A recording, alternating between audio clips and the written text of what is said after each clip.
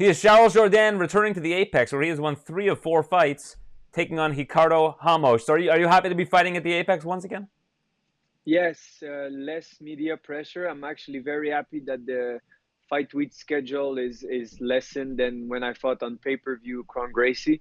That took a lot from my mind. You know, I told you afterward that I felt like during the week I wanted to retire. That was mainly because of that. It's like always meeting fans and always like the social aspect. And like what I hated from most of it is, they do that little cut when the pay-per-view start, you trying to talk to the other guy, but I had no hard feelings towards the man I was facing. So I felt fake and I didn't enjoy it. Now it's very simple. You go in, you fight, not that many fans, you talk, you have fun, and yeah, you bleed and you make someone bleed. So it's a simple way of doing things, and I prefer it that way. So from a mental standpoint, the Apex is actually like at the top of your power rankings for places that you want to fight. Yes, yes, absolutely. I dwelled with the idea that I like both. Of course, I don't get me wrong. I love the crowd. I love the cheer. I love their thirst for blood. But I like the private aspect of just fighting. It feels like it's an anime that I watch. It's Kengan Ashura, and like there's a couple guys watching fights, and no, it's like more there's a violence element towards it that I really enjoy. Less spectacle, more violence, and I'm happy with that. Well, that's interesting because I think a lot of people prefer to fight in front of a crowd, but I guess it's more just from an energy resources standpoint. Is you want to manage your energy throughout the fight week, and it's easier when it's at the Apex. Yeah, because I feel like it becomes a spectacle when there's too many people, and you can see the fakeness of people. There's a saying that goes, "Fake it till you make it," and I despise that saying. I think you should be honorable towards yourself, your values, the way you conduct yourself. And I think the fan aspect of it, they say, oh, you need to make yourself a name, you need to talk, you need to. If it's not me, I'm not going to do it. So yeah, I really enjoy the Apex way of doing things. So what part about it feels fake in terms of like a pay-per-view fight week, for example? Because me, I respect my opponent to some degree. I respect him because if he wouldn't be there, I wouldn't be fighting. So I respect the fact that he's making weight, showing himself, and like I don't have control of emotion is very important in a man's life, a woman as well. But yeah, control of emotion is something very important for me, and I think it's a chink in your armor if you're too emotional. And what drives the thirst for blood and wanting people to see you win or lose, it's when you play on their emotions. Some people used to despise Connor, some people used to love Connor, and like it's a back and forth. But me, I'm not a big fan of letting emotions riled up my way of fighting. I think it's an honorable sport. It's two men who've been training for a long time, facing each other to prove a skill set. And yeah, the part of emotion is very pushed away from my side. Have you had experiences where you are emotional going into a fight that it's hurt you in that regard? Emotions are mainly when the results happen. Like I was very devastated when I've been finished only one time in my career by Julian Erosa. So that was emotional because I was like, man, if this was a fight in a gladiator arena, I would have been dead. Like decision, I don't mind. Like there, when I lost decision to Burgos, I know Burgos was happy there was not another round. Just like other fighters that I faced towards decision, they're happy that it's over. I'm not. But when I lost, well, I got Darce choke on the cage in the end of the third round in a very fun fight, and that hurt me very much. So this is where my biggest emotional hit was. And how long did it take for you to get over that? Or are you still not over it, maybe? It's not the man. I have nothing against Julian. I think he's a very respectable warrior and man. So, but yeah, the fact that I've been finished hurts me a lot. But of course, I grew past it. I fought Andre Ewell, got the Sparta kick afterwards, and had a very good performance. Then Vanata. So yeah, I got over it pretty quick. but it's just the night knowing that you would have died in some other Warriors era made me like, oh my God, like that this invincible factor of knowing like if I lose by decision is something.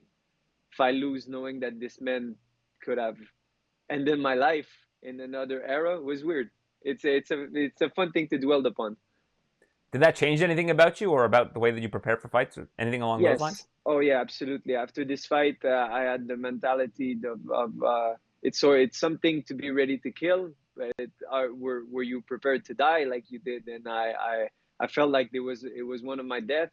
I think the most important change that came in my career was when I took the break after the Nathaniel Wood fight in France. That killed me. That was like too many fights, too many everything. And you saw in my last performance, I'm more planned. I turned 27, and I'm still far away from my prime. What's his name? Who just became champion? Sean Strickland is like 32, 33. So I'm still far from this age, but I'm very happy to see all the progress that I've been making, and knowing that I'm very excited to fight Carcassonne. I think he's a very explosive, uh, coming from weird angle guy, and I think with proper strategy, I can take out a lot of these featherweight if I'm not being too reckless. So yeah, when you lose, some people are reborn, and I'm part of these gentlemen. Yeah, your opponent Ricardo, he's from Brazil, and I know you went to Brazil for some of this camp. What was that experience Yes, like for you? beautiful. You can see that the Brazilian people. I cannot make a general statement, but I can see how they think, how they train. I think most of them training to have a better life, which makes them very dangerous. Um, because yeah, if we think we have it bad in Western society, like there's some countries who have it very more rough than us. That's where it creates their motivation to make a better life for themselves and their family. Just like let's say Charles Oliveira, he's always happy to show like what he brought to his family and what he brought to his neighborhood and everything. So yeah, you can see what I saw is like the work ethic is kind of the same, but the hungriness comes from different source. Me, coming from a let's say privileged background, like I never needed to suffer in my life. Every suffering that I've been through was self put on my yeah. I all the suffering I've been through, I put it on myself to become a stronger man and a stronger fighter. But I had the choice to not do it. I could be a big guy working in a tech company. I don't know. I could be many things, but I choose to suffer to be this warrior. But them, they have different motivation. They're like, man, I want my daughter to have more this. I want my wife to have more this. I want my neighborhood to have more this. So they, yeah.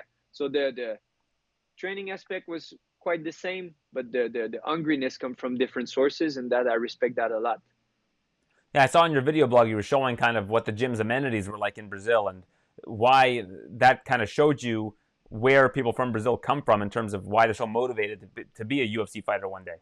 Yeah, and I feel this is a generalization, but I feel like most Brazilian, like they do well in the UFC and they start making money, and then the aspiration of becoming world champion is not as big as the aspiration as making as much money as they can to better that life that they used to have.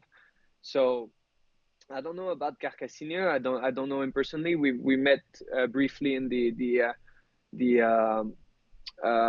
lobby, and but I feel like he's having fun. He's there to have fun. I'm there to murder him. I'm there to destroy his face. I'm there to watch out for his spinning elbow. I'm happy to be here, but I'm on a mission, and this hungriness comes from who I am, and I feel like him is more like of a pleasant fighter who likes, because every time he lost, you can see a fighter who take that loss on the jaw and get better. But I think Ricardo never changed that much in between his fights. Like he's always like that wild spinning elbow, some takedowns, jiu-jitsu guy. And me, when I lose, you can always see like a different version of myself. I'm taking this very seriously more and more. And yeah, I just had this aura of him to be there to enjoy, but I'm there to destroy. So but maybe I'm wrong, but Saturday we are. I'm gonna become. I'm gonna be very prepared for his tactics. I think he's a very meticulous fighter when it comes to drawing you into that spinning elbow and pushing you into it. I think he lacks a little bit in the middle range, but he has. Yeah, I thought he was bigger as well. Him missing weight and being like, let's say, tall. Those UFC numbers are lying to us sometimes. Say, oh, this guy is 6 foot this, and like you see him in life, and you're like, man, this guy's 5'8". So yeah, it's good to see because I painted a picture of him very more big, more mean, and sawing him face to face. It's a different uh, it's a different person than the monster I've created in my mind. Was that a bad thing for you? Because I think that might be a survival instinct on your part, is to create him being bigger and Yes, badder than he is because yes, you want to be more scared. Now you've come face to face with him, and perhaps some of that illusion has been shattered. yes, and I always think that these guys have tremendous power, and like let's say Burgos, who has a incredible upper body and like knows for his wild punches. When he punched me, I'm like, wow, you punch, your punches are so weak.